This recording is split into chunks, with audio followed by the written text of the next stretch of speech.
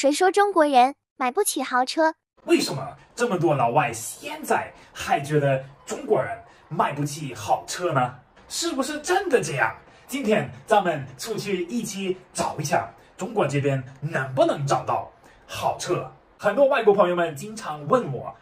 ，Marky， 为什么中国人都喜欢骑自行车或者骑电瓶车呢？为什么不买点好的车呢？看来他们一点都不了解这儿的情况，所以我们就一起来了解一下这个情况。那么开始之前，我想问一下你们觉得中国这边好车多不多呢？平时在马路上能不能看到这种好车呢？评论里面跟我说一下。今天马 K 就带你们去2个地方，咱们在成都这边寻找一下中国的好车。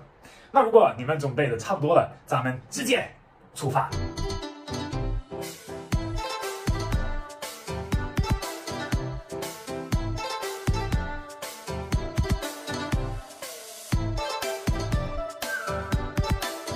我们现在在 Marky 家楼下的停车场，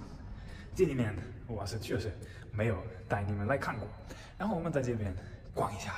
看一下这边有一些什么车。比亚迪的电动汽车还不错。这边有保时捷，旁边一个宝马，可以嘛？那边奥迪，这边还有奔驰，旁边就是大众，然后还有宝马 SUV， 哇！然后这儿又是一个电动的，这边又是宝马，旁边奔驰，在旁边又是宝马，这难道没有好车吗？宝马，然后又是奔驰，旁边又是个奔驰，这个难道还不算好车吗？然后旁边又是奥迪，哇！朋友们，现在我们在 Marky 家楼下的地下停车场，才走了1-2分钟，已经看到了这么多好车了。谁说中国这边没有好车？今天不下来看一下 ，Marky 都自己不知道我们家楼下有这么多好车，而且最有意思的事情就是，哪怕开的不是好车，这个底下的车都是比较新的，基本上不能看到一些10岁或者10年以上的汽车，这个是非常有意思的。那么有可能现在又会有一些朋友们说，哎呀 ，Marky 超级有钱。他住的这个小区全部都是成都最有钱的人，那当然不是，这个就是一个成都的普普通通的一个小区，也不算一个非常贵的或者住的有钱人非常多的一个小区，所以这个是一个正常的一个情况。那么停车场就是停车场了。那么现在我们再来成都的市中心，在这边再来看一下能不能找到一些好车呢？现在已经到成都春熙路附近了。成都春熙路来喽！我们现在在 IFS 的停车场旁边，然后后面是一个非常漂亮的风景。今天的天气也非常好。然后我们看一下这边有一些啥子车，这也就来了一个 SUV， 然后旁边停着宝马、特斯拉、奔驰、宝马，前面又停着一个玛莎拉蒂。哇，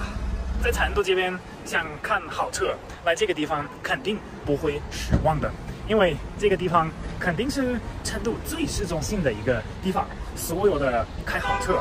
有钱人都会来这个地方消费，逛一会儿、吃饭什么的。然后这个地方还有一个楼上停车场，这个楼上停车场不知道是不是真的，但是我朋友给我讲的，如果你想在上面停车，你就必须是 IFS 的超级会员，意思就是你在这个地方要是想停的话，你每个月或者每年必须消费多少金额，或者花多少钱，你才能停这个地方。那你们觉得如果成都这边没有跑车的话，有这个需求吗？会有人会在上面听吗？我觉得不可能吧。前面又是奔驰、宝马，太多喽。那在我们德国那边，在市中心肯定也可以看到非常多的好车，但是有一个很有意思的区别，那就是中国这边基本上没有什么老的车。刚刚我也跟你们说过，在我们德国那边，在马路上也可以看到很多很好的车，很贵的车，但是也可以看到特别多这种很老的车，就是10多年、20多年，甚至30年的这种车都还可以看到，这个区别还挺大的。所以啊，我们刚才很明显的看到了，中国这边并不是所有的人都在骑自行车、骑电瓶车，中国这边也有汽车，也有非常多的好车，在市中心里面全部都是，基本上都是比较好的、比较贵的车，而且我们也看到了，大部分的都是我们德国那边的牌子，什么大众啊、奥迪、宝马、保时捷、奔驰，这些都是我们德国那边的品牌，所以我们德国人应该最清楚的，我们的车买到哪个地方，哪里的钱我们在赚。所以说今天这个视频、这个分享，主要是给大家，主要是我们外国的朋友们看一下，中国这边的人，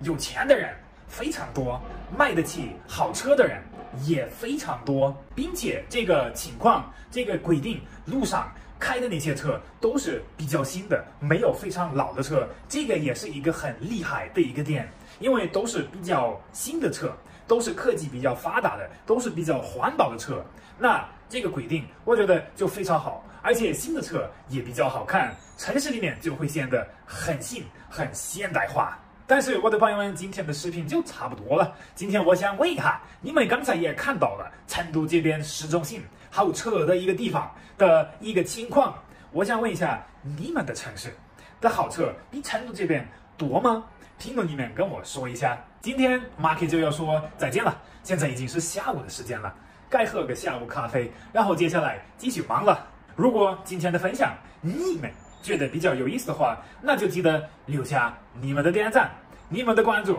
谢谢喽。喜欢看 Marky 的视频的朋友们，欢迎你们在下一期由我来看一下。